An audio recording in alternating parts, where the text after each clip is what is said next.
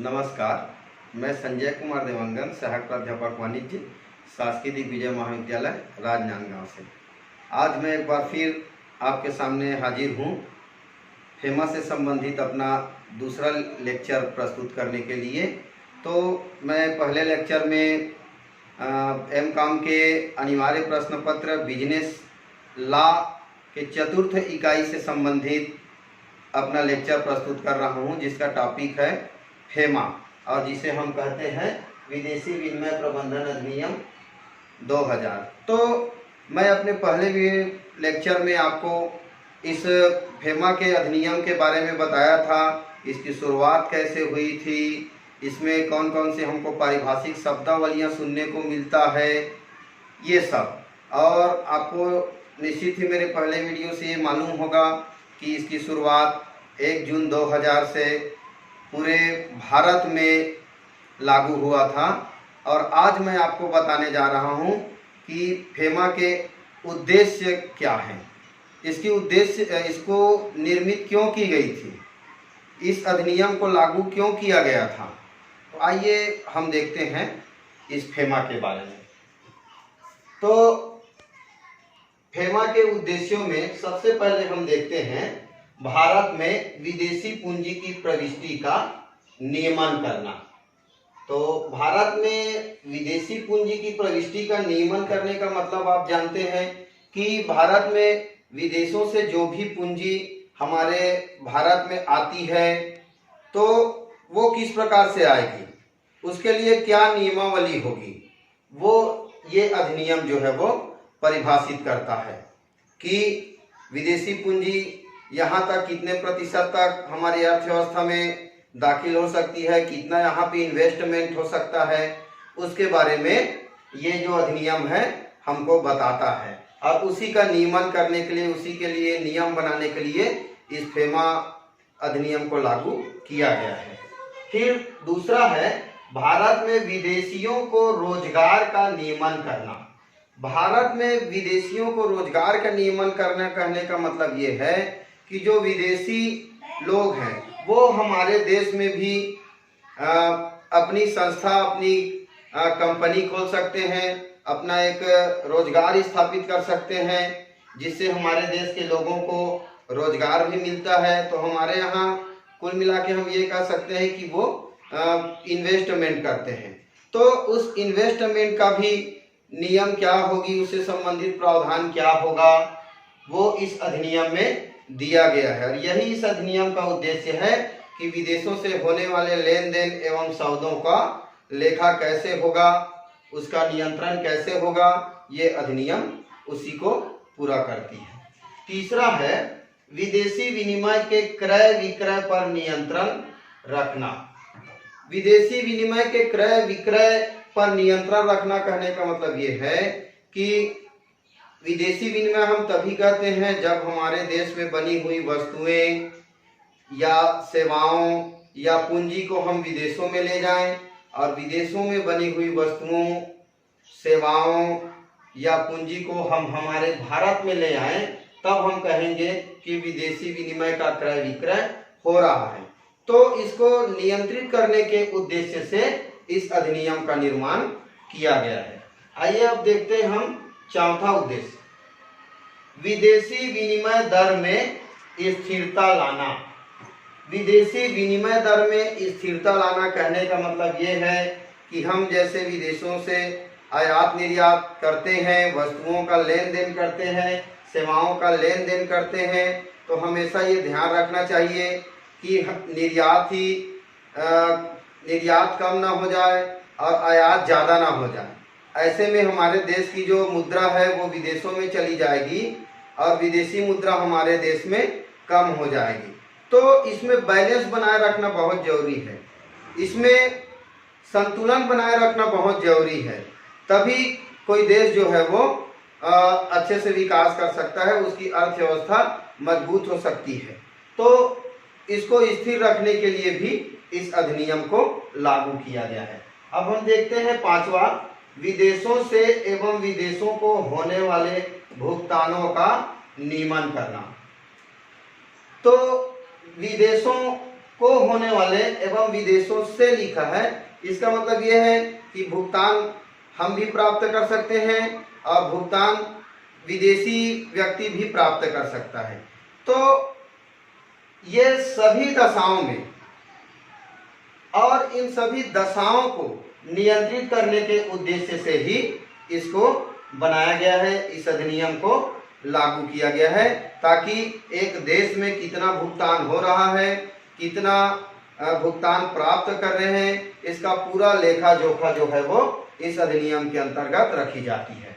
आगे हम देखते हैं 7वां, भुगतान असंतुलन दूर करने में सहायता करना। भुगतान असंतुलन कहने का मतलब ये है कि जो भी भुगतान होता है उसमें बैलेंस जरूरी है। जैसा मैं अभी बता रहा था कि आयात निर्यात जो है वो उनमें दोनों में ज़्यादा अंतर नहीं होना चाहिए। अगर हम आयात कर रहे हैं तो हमको ये कोशिश करना चाहिए कि हमारी निर्यात भी उतना ही हो, और अगर हम उतना करने में सक्षम नहीं हो पा रहे हैं तो कम से कम उसके करीब जा सके, ताकि जो संतुलन है वो बना रहे। इसी को हम कहते हैं भुगतान संतुलन। और अगर इसमें संतुलन न बना रहे, जैसे निर्यात कम हो रहा है और आयात बहुत ज़्यादा हो रहा है, तो हम उसको कहेंगे भुगतान असंतुलन। तो ऐसी स्थिति निर्मित ना हो, ऐसी स्थिति निर्मित ना हो, इसी के लिए इस अधिनियम को लागू किया गया है, ताकि आयात के साथ साथ हमारे देश के जो व्यापारी हैं वो निर्यात में भी अपनी भागीदारी सुनिश्चित कर सके। आगे अब हम देखते हैं 8वां पॉइंट है, भारत में पूंजी के बहिर्गमन पर रोक लगाना। अगर यह अधिनियम लागू नहीं होता तो फिर हमारे देश के लोग, हमारे देश के व्यापारी वर्ग बहुत ज़्यादा पूंजी विदेशों में इन्वेस्टमेंट करती। इससे क्या है, हमारे देश में उद्योगों को नुकसान पहुंचता, रोजगार के क्षेत्रों में नुकसान पहुंचता। तो इन सारी नुकसान से, इन सारी समस्याओं से बचाने के लिए एवं हमारे देश की जो पूंजी है उसका विदेशों में बहिर्गमन ना हो जाए, इसको ध्यान में रखने के लिए, इसको नियंत्रित करने के लिए इस अधिनियम को बनाया गया है। 9वां है, आर्थिक कार्यक्रमों के लिए विदेशी मुद्रा की पूर्ति बनाए रखने में सहायता प्रदान करना। तो फेमा लागू होने के पीछे ये भी एक कारण है, ये भी उसका एक उद्देश्य है, आर्थिक कार्यक्रमों के लिए विदेशी मुद्रा की पूर्ति। तो हमारे देश में जो आर्थिक कार्यक्रम बनाए जाते हैं उसके लिए भी हमको विदेशी मुद्रा की आवश्यकता होती है। तो उस विदेशी मुद्रा की पूर्ति बनाए रखने के लिए, व्यापारियों को सहयोग प्रदान करने के लिए भी इस अधिनियम की आवश्यकता होती है। अब हम देखते हैं 10वां, अनिवासी भारतीयों के भारत में रोजगार, व्यवसाय, विनियोजन, पेशा आदि का नियमन करना। तो जो अनिवासी भारतीय होते हैं, जिसको हम NRI भी बोलते हैं इंग्लिश में, नॉन रेसिडेंट ऑफ इंडिया, तो अनिवासी भारतीय भी भारत में रोजगार करते हैं, व्यवसाय करते हैं, इन्वेस्टमेंट करते हैं, विनियोग करते हैं, पेशे संबंधी भी कार्य करते हैं। तो इन सभी जो करते हैं कार्य, उन कार्यों का नियमन करना भी इस अधिनियम का उद्देश्य होता है। आगे है 11वां, विदेशी बिलों में होने वाली हेराफेरी को रोकना। अधिकांश व्यापारी क्या करते हैं, विदेशी बिलों में घपला करने की कोशिश करते हैं, हेराफेरी करने की कोशिश करते हैं, और इस तरीके से वो बहुत सारे काला धन इकट्ठा कर लेते हैं। तो ऐसे काला धनों को रोकने के लिए, हेरा फेरी को रोकने के लिए भी इस अधिनियम की बहुत आवश्यकता होती है। जैसे मैंने पहले ही बताया था कि कुछ आलोचकों का कहना है कि फेमा अधिनियम ऐसा अधिनियम है जो बहुत ही उदारवादी है। हेरा अधिनियम ज़्यादा अच्छा था क्योंकि वो कुछ प्रतिबंध लगाते थे, वो थोड़ी सी कठोर भी थी, जिसके कारण से व्यापारी जो है वो काला धन अर्जित करने के लिए डरते थे, काला धन अर्जित नहीं कर पाते थे। तो ये हमेशा सत्य नहीं है। फेमा भी ऐसे हेरा फेरी को रोकने के लिए अपनी महत्वपूर्ण जिम्मेदारी निभाता है। आगे हम देखते हैं 12वां, देश के विनिमय संसाधनों का अनुरक्षण करना।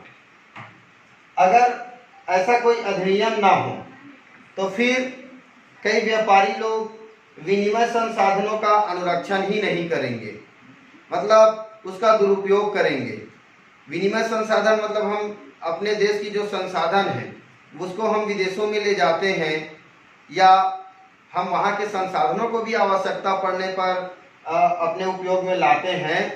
तो ऐसे समय में इस अधिनियम की बहुत ज़्यादा आवश्यकता पड़ती है। अगर इससे संबंधित कोई नियम न बनाया जाए, इससे संबंधित कोई प्रावधान ना हो, तो फिर देश के सारे संसाधन विदेश में ही चले जाएंगे।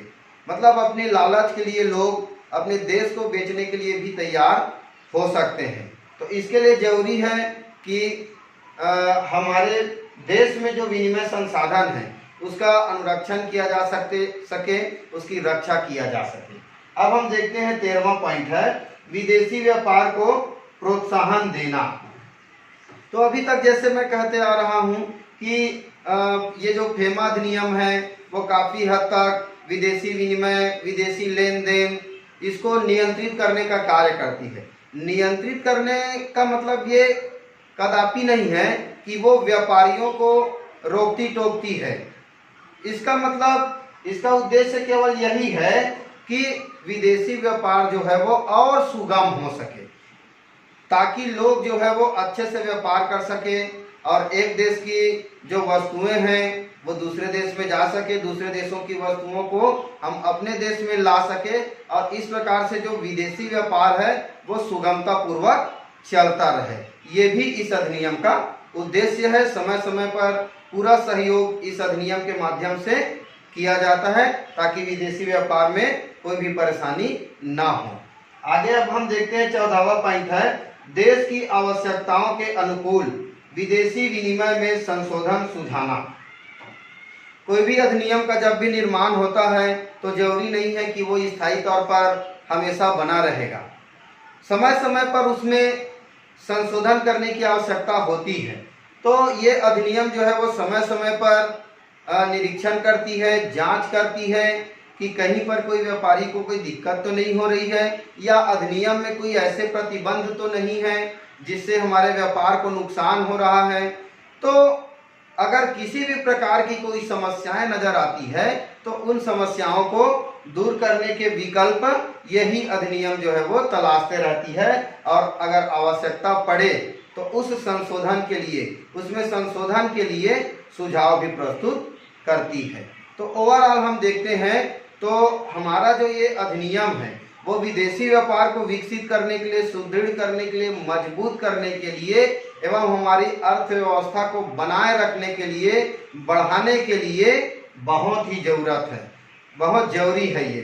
तो ये मैं अभी आपको इसके उद्देश्यों के बारे में बता रहा था। तो आज का मेरा ये दूसरा वीडियो जिसमें मैं फेमा के उद्देश्यों के बारे में आप लोगों को बताया हूँ यहीं पर समाप्त होता है। अब मेरा जो तीसरा वीडियो लेक्चर रहेगा उसमें मैं फेमा की विशेषताओं एवं फेरा और फेमा में क्या अंतर है, फेरा के बाद फेमा में क्या परिवर्तन किया गया है, इसके बारे में बताऊंगा। धन्यवाद।